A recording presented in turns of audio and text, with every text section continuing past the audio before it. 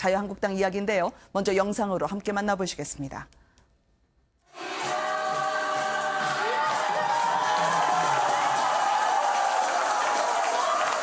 앞으로 우리 행사 있을 때마다 와서 고민해 주시기 바랍니다. 오늘 한 거 잊어버리지 말고 좀 더 연습을 계속해가지고 정말 멋진 자유한국당 공연단 만들어 주시기 바랍니다, 여러분. 저는 이것을 보면서 우리 자유한국당의 힘을 느낍니다. 앞으로 우리 싸울 때마다 이겨야 되는데 그러려고 하면 우리 당의 여성 전사 여러분들이 꼭 필요합니다. 그렇지 않습니까?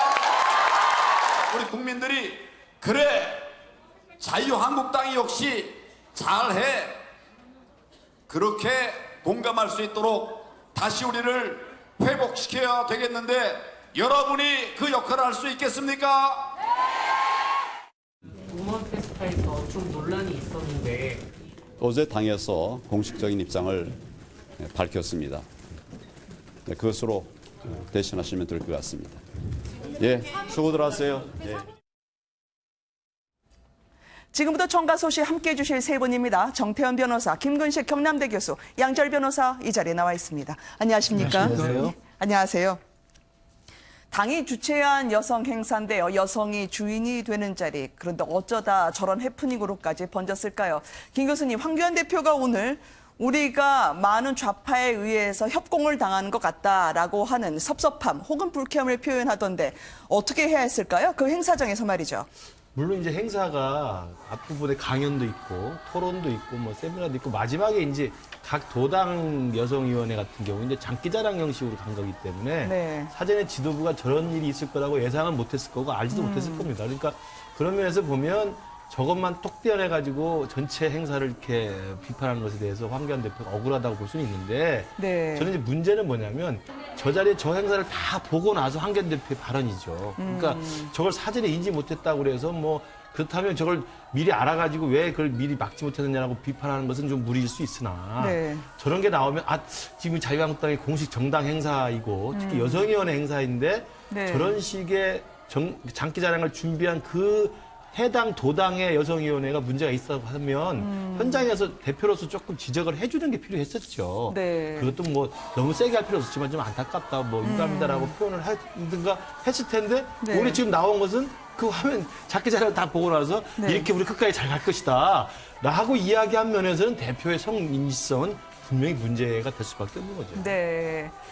연습을 조금 더 해서 다음에도 보고 싶다. 우리 한국당의 힘을 느낄 수 있었다라는 이야기를 했는데 물론 엉덩이 춤을 보고 한 장면은 아니었습니다. 행사 전체를 보고 한 말이긴 한데 순간 잠깐 멈칫하거나 아니면 제지를 하거나 아니면 정무 감각을 발휘했으면 어떨까. 왜냐하면 오늘 여야로부터 일제히 협공을 당했거든요. 사실 저는 저 영상을 참 보기가 불편해요. 네. 그러니까 이게 불편하다는 말씀을 드리는 이유가 저 영상을 저 모습을 보고 왜 불편함을 못 느꼈을까라는 생각이 드는 겁니다. 그러니까 네. 김 교수님 지적하신 것처럼 그때 그거 미리 몰랐을 가능성이 훨씬 높죠. 어떻게 당대표가 일일이 지역 도당에서 준비한 장기자랑 내용까지 알겠습니까? 그런데 그쵸. 행사를 중단 못했더라도 이게 좋은 자리였고 이 1600명이나 모였다고 하지 않습니까? 그런데 이런 부분들은 우리 당이 좀 더 신경을 썼으면 좋겠다라고 했는데 네. 그날도 제지를 못했고 또 언론에서도 또 다른 당에서 지적을 하니까 거기에 대해서 왜 잘한 건 하나도 안 봐주고 실수한 것만 가지고 이 야단을 치느냐 이렇게 네. 나오면 황 대표 최근에 뭔가 말씀하신 것들이 지적을 하면 이게 해명을 나온 것들이 더 또 말씀을 이어가고 있지 않습니까? 그 패턴이 또 고스란히 유지가 되고 있는 것처럼 보여서 네. 뭐 억울하실 수도 있겠지만 지적하는 입장에서 봐서는 이렇게 불편한 일을 어떻게 그냥 넘어가셨냐는 얘기를 안 할 수가 없는 상황이죠. 네. 근데 저 엉덩이 춤이라는 게 사실은 뭐 이렇게 권장할 만한 것도 아니고 사실 네. 당 행사에서 하는 게 적절하지가 않죠. 네. 그런데 저희 14개 시도 당에서 나와서 이제 하루 종일 이제 말하자면 저런 서로 일종의 단합되는 걸 보이고 이제 장기자랑에서 나왔는데 그 자리에서 그 자리에 장이라고 할 수 있는 황교안 대표가 아까 본 건 부적절하다 이런 얘기는 할 수는 없었을 네. 겁니다. 다만 지금 그 시국이 참 중요한 때고 하니까 네. 저렇게 이 자유한국당 당원들도 네. 물론 뭐 단합을 하는 건 좋지만은 좀 더 좀 조심해서 했어야 되지 않나 그런 생각이 듭니다. 네. 정 변호사님 좀 여쭙고 싶은 게요. 요즘 한국당이 안팎으로 고민이 많지 않겠습니까? 고충으로 느껴질 텐데 더불어민주당은 이제 우리는 우리대로 갈 길 가겠다. 버스가 출발하는 듯한 느낌이고요. 국회 일정이요. 또 경찰로부터는 그 당시에 패스트트랙 충돌했을 때 최이배 의원 감금했던 분들 나오시라라고 하면서 소환 조사에 들어갔다고 하는데 이 소환 일자 통보받으면 의원들이 좀 많이 두려워하나요?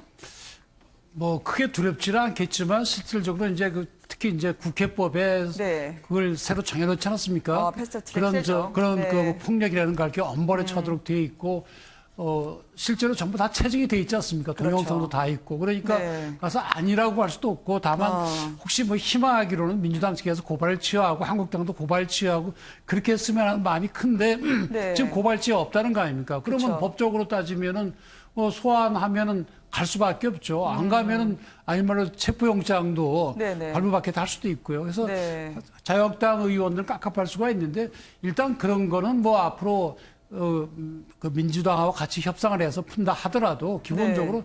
좀 국회에는 나가서 또 밖에서는 투쟁을 안 해서 해야 되지 않나 그런 생각이 들지요. 무조건 네. 이제는 황교안 대표도 국토대장정을 다 마치지 않았습니까? 그렇죠. 이제는 물론 뭐 본인은 국회의원이 아니니까 할 수 없지만 다른 의원들 국회로 들어가셔서 네. 이제 건전한 비판을 하고 그 여당과 정부에 대한 견제를 강화를 하는 게 맞습니다. 네, 조건 없는 백지 입성, 이 멋들어지게 들어갈 수 있는 타이밍도 놓친 마당에 이렇게 경찰에 소환되는 한국당 의원들은 이러려고 내가 몸싸움을 했나 생각을 할 것 같습니다. 김 교수님. 그렇죠. 나경원 원내대표에게 협상 정권을 위임해야 할 텐데 당에서는 상당히 힘들어하는 것 같아요. 원내대표에 대한 원성도 높고요. 우선 이제 실제로 그 패스트트랙 사태 때 58명인가가 지금 고발이 돼 있고 수사를 네. 받게 돼 있잖아요. 그러면 숫자도 많을 뿐만 아니라 국회의원은 내년 4월 총선인데 경찰 수사대에서 만에 하나라도 기소 의견으로 검찰에서 만약에 결론을 내버리면 기소 중인 현역 국회의원이나 출마 예정자들은 굉장히 고통스러워요. 네. 그렇지 않겠습니까? 그렇죠. 기소 결과, 그다음에 재판 결과에 따라서는 출마를 못할 수도 있는 거기 때문에 아마도 지난주에 그 패스트트랙 관련해가지고 여야 네. 상당 합의를 해놓고 의총에서 부결된 것도 결국 의원들의 속내는 네. 저런 강경한 민주당의 그 국회선진화법 위반 고발 조치 그것에 대한 것 하나 해결 못해 가지고 어떻게 사인하라는 거냐 아마 네. 이게 있을 수도 있어요. 그래서 저는 저 부분이 아마 한국당 의원들은 굉장히 그 치명적인 아킬레스건이라고 생각을 하고요. 네. 그다음에 이제 국회 정상화는 지금 한국당 내에서도 일부 의원들은 이제 목소리를 내지 않습니까? 김용태 의원이나 황영철 의원이나 네. 장재현 의원은 진작 부티하기를 했었고 그래서 대부분이 이제 국회에 들어가자 이렇게 네. 이야기를 합니다만 지금 저렇게 또 수사가 진행이 되고 또 일부 한국당 내 강경파 입장에서는 우리가 너무 억울하다. 얻은 게 하나도 없이 어떻게 들어가느냐라고 하는 또 강경한 입장이 또 계속 남아있거든요. 네. 저도 옛날에 학교 다닐 때 학생운동에 보면 농성을 하면 농성 풀자고 하는 쪽에 항상 목소리가 작을 수밖에 없어요. 네. 강경한 입장이 목소리가 클 수밖에 없거든요. 그래서 나경원 원내대표가 한번 부결까지 당한 사람이어서 협상안을 다시 또 만들어가지고 네. 자당의 의원들 설득하는 건 굉장히 리더십상으로도 어려워 보입니다. 그러게요. 이러지도 저러지도 못하게 생겼죠. 혹시 정개특위나 사개특위 위원장이 우리 당이었으면 어땠을까? 한국당에서는 그때 좀 협상 좀 잘하지 하고 당시에 김성태 원내대표에 대해서 좀 원성의 목소리도 있다고 하던데요. 네, 그럴 수밖에 없을 것 같아요. 근데 이게 김성태 또 네. 당시 원내대표 같은 경우 본인이 이제 취업 채용 문제 같은 것들이 불거졌어. 자녀의 취업 채용 같은 걸 불거져서 수사도 받고 있고 그 네. 바람에 뭐 무죄가 나왔다고 좀 1심에서 권성동 의원도 수사도 받았고 이런 일들이 이어졌지 않습니까?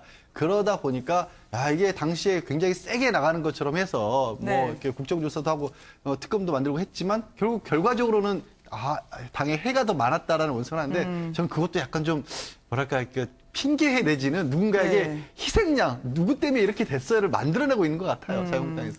알겠습니다. 참 이 광화문 광장으로 저희가 넘어가 볼까 하는데요. 지금 시각이 5시 26분이니까 이제는 34분 정도 남았습니다. 6시 전에 철거하라. 그렇지만 아직 꿈쩍 안 하는 것 같던데요. 또 한 번의 충돌이 불가피해지는 걸까요? 영상으로 보시겠습니다.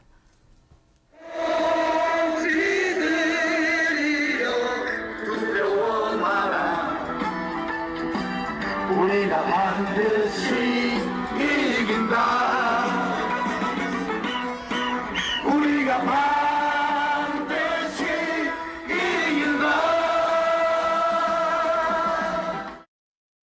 이번에 새로 또 천막을 설쳤는데 그야말로 이것은 우리 서울 시민을 우롱하는 그런 폭력적인 처사이기 때문에 저희들로서는 하루빨리 철거할 수밖에 없는 상황입니다.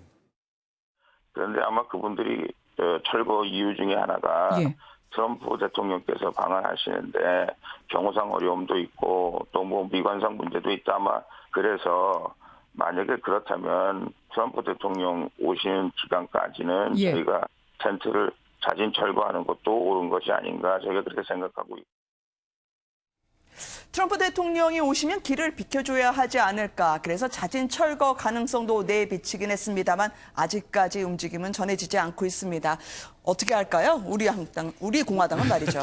오늘 또 아무튼 또 행정 대집행 하겠다고 지금 네네. 대고장을 낸 상태이기 때문에 충돌이 있을 수도 있다고 보는데 저는 네. 아까 홍문정 의원이 트럼프 방한 기간에 사진 철거 이야기하는 것도 이제 대한애국당의 정체성을 강조하는 거라고 봐요. 그러니까 네. 우리 공화당에. 왜냐면 우리 공화당이 항상 집회나 가보면 항상 태극기하고 성조기가 같이 있지 아, 않습니까? 그렇죠. 그렇기 때문에 한미동맹에 대해서는 아마 저분들이 대한민국에서 가장 강력한 지지를 보내는 분들이기 때문에 네. 트럼프 대통령 방한했을 때 오히려 그 부분을 혼란스럽게 하거나 방해하는 듯한 이 점거는 자기가 풀어주겠다 이런 이야기를 하고 있는 것 같고요. 네. 그다음에 지난 2017년 11월에 트럼프 대통령 왔을 때 또 그때는 반미 집회 때문에 역주행 사태도 있었어요. 그쵸. 트럼프 대통령이. 그래서 아마 그런 것들에 오히려 대조되는 모습을 보여주려고 하는 의도가 있었던 것 같은데 네. 저는 저 대한애국당 우리 공화당의 저 철거 사태와 또 재설치 사태가 반복된다고 한다면 저는 굉장히 반대하는 입장이고 정당이 저기다가 꼭 굳이 저기 네. 집착해서 저 장소에서 계속 그 천막을 치는 이유를 모르겠습니다만 그렇다면 하더라도 철거하면 또 설치하면 다 대책이 없거든요. 네. 그래서 저는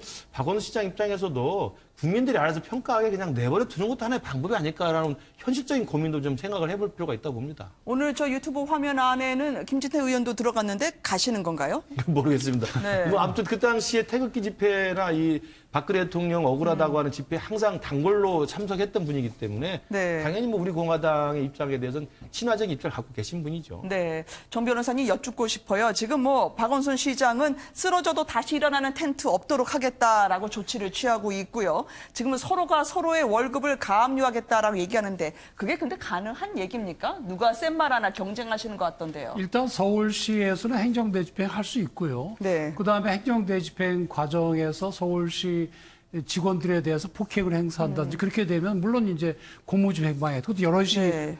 단체 또는 다수의 위력을 보였다 하면 특수공무집행 방해로 되겠고 뭐 지상도 되고 그러게 하겠죠. 그리고 또 한편 또 그 우리 공화당 측에서는 서울시장이 직권남용한다고 고소도 할 수 있을 것이고 처벌은 둘째치고요. 네. 근데 저게 사실상 그 정치 행위 아닙니까? 그런 점에서 그렇죠. 볼 때 이제 법만으로 해결하기 참 어려운 겁니다. 그래서 그 점에서 우리 김 교수님 말씀하신 대로 네. 어떤 정치적으로 해결을 하려고 해야지 법이나 무슨 물리력만 갖고는 쉽게 해결이 안 될 겁니다. 우리 공화당도 섣불리 물러나지 않을 거거든요. 그러니까요. 물러나지 않을 거라 말씀하셨는데 양절 변호사님께 여쭙고 싶어요. 그럼 트럼프 대통령 떠나면 다시 또 칠까요? 지금 계획은 홍문정 지금 공동대표 같은 경우 그 얘기를 하신 거지 않습니까? 네. 그런데 이게 어떤 정치적 메시지를 보내는 규모의 천막이라든가 위치라든가 행동이라든가 이렇게 볼 수가 없다라는 거예요, 서울시에서는. 네. 하루에 쏟아지는 민원만 200건이 넘는데 내부에서 저 장소에서 뭐 음주며 흡연하시고 중간에 뭐 이렇게 조리도구 같은 거까지 놓고 침낭 놓고 이렇게 숨으시고 이런 네. 일들이 이어지다 보니까 이게 또 천막이 10개가 났죠. 오늘도 제가 광화문역으로 통해서 들어오는데 광화문역 쪽, 광화문은 역에서 광화문 광장으로 나가는 출입구 자체를 봉쇄했어요. 그쪽을 다 막고 아이고, 계시니까. 네. 그러니까 일반 시민들의 어떤 행사 총회에도 굉장히 큰 부작용을 미치고 있거든요. 그래서 네. 그냥 서울시 입장에서는 이게 정치적 이유를 떠나서 이 규모나 하는 행태가 그냥은 도저히 있을 수 없는 상태가 돼버렸어요. 네. 참 저는 이해가 안 되는 네. 게 지금 우리 공화당이란 정당이잖아요. 그렇죠. 정당 최고위원회를 저기서 하고 있는 거 아닙니까? 정당이 왜 굳이 광화문 광장을 고집하는지. 네. 물론 이제 내건 명분이 있습니다. 박 대통령 무죄라든지 아니면 지난 그 탄핵 인용됐을 때 돌아가신 몇 분의 사망자분들에 대한 뭐 진상규명 이걸 하고 있는데 세월호는 당시에 국민적 공감대와 공감 속에서 그 네. 세월호 유가족이 어디 갈 데가 없으니까 저기에서 하소연하고자 하는 것이었고 대한애국당은 우리 공화당은 정당이지 않습니까? 그렇죠. 그럼 여의도에 정당 사무실 있지 않습니까? 거기서 정당의 주장과 외침을 하면 되는지 저길 고집하는 이유를 모르겠고요. 아까 말씀드린 그럼에도 불구하고 또 행정대집행에 철거해도 또 설치를 하면 그 네. 악순환을 어떻게 하겠습니까? 그러니까 저는 또 대범하게 박원순 시장이 내버려 두고 국민들이 지나다니면서 다 보거든요. 보면서 네. 저분들이 지지하는 분도 있겠습니다만 대부분의 경우는 지지를 하지 않아요. 그러니까 저는 그냥 내버려 두는 것도 하나의 방법이라는 생각이 듭니다. 네. 서로의 월급 감류까지 이야기하고 있는 지금 박원순 시장하고요. 그리고 우리 공화당까지 이제 28분이 남았습니다. 다음 소식으로 넘어가 보도록 할까요? 조국 민정수석의 입각설이 이 정치권을 뜨겁게 달구고 있는데요. 이분 어쩐지 그동안 좀 조용했다 싶었는데 SNS상에서 말이 없었는데요. 본인은 행정부형 인간이다라고 얘기했다는 보도가 나왔습니다. 이거를 13일 날 얘기했다면 뭐 검증 들어가고 분위기 알면서 자, 이건 오케이 받는다 생각한 걸까요, 교수님? 저게 이제 오늘 한 일간지에 나와서 이제 그 관심을 끌었는데요. 네. 저게 만약에 이번 법무장관 보도가 나온 이후에 조국 수석의 발언이라면 굉장히 의미심장한 내용이죠. 아, 내가 법무장관 갈 생각 있다라는 걸 해석이 되는데 지금 조국 수석이나 청와대 해명은 저게 13일 날 저 대답이 나왔다는 겁니다. 그러니까 네. 일상적으로 한 일간지 기자가 조국 수석은 총선 출마 여부에 대한 관심도 계속 있었기 때문에 뭐 이런 질문하는 네. 과정에 조국 수석 대답이 나는 입법부형 인간이 아니고 행정부 인간이다. 행정부 인간이다. 그때 말할 때는 그냥 청와대 민정수석도 행정부 인간은 맞기 때문에 그런 의미로 해석됐다고 볼 수 있기 때문에 네. 저는 일간지의 보도가 조금 과장 해석된 게 아니라는 느낌이 있습니다. 그렇지만 네. 그럼에도 불구하고 이미 어제 도화 각 일간지 신문에 그러니까요. 단독 보도 형식으로 조국 수석이 법무장으로 간다는 게 지금 청와대에서 흘러나왔기 때문에 네. 상당히 신빙성이 있어 보이는데 과연 현직 민정수석을 곧바로 법무장으로 보내는 문재인 정부의 결정이 네. 야당의 반대에도 불구하고 실제로 집행이 될지 가능할지는 지켜봐야 될 것 같습니다. 한번 마음에 든 사람은 끝까지 간다. 문 대통령은 오래전부터 점 찍어왔던 것 같은데요. 이거를 법조계에서는 어떻게 보는지 두 분께 좀 여쭤보고자 합니다. 정 변호사님. 글쎄요. 근데 선거를 1년도 안 남았는데 지금 네. 그 대통령의 복심이라고 볼 수도 있는 민정수석을 선거를 관장하는 그 행안부 장관과 같이 관장하는 법무부 장관에 기용하는 것이 타당한지 굉장히 의심이 있습니다. 네, 양 변호사님은요. 법무부 장관이 그동안 해왔던 역할, 민정수석이 그동안 해왔던 역할과 지난 정부에서의 것과 이번 정부에서 바라보는 그 방향이 좀 많이 다르죠. 그리고 문재인 대통령 밝힌 것처럼 법무부 장관을 앉힌 이유가 사법개혁 완성에 놓고 본다라면 네. 예전에 어떤 법무부 장관의 위치를 거기산하면서 현 정부의 움직임을 판단하는 것도 조금 판단을 잘못할 수도 있을 것 같습니다. 네, 여전히 논란이 많군요. 알겠습니다. 세 분으로부터 들었습니다. 감사합니다.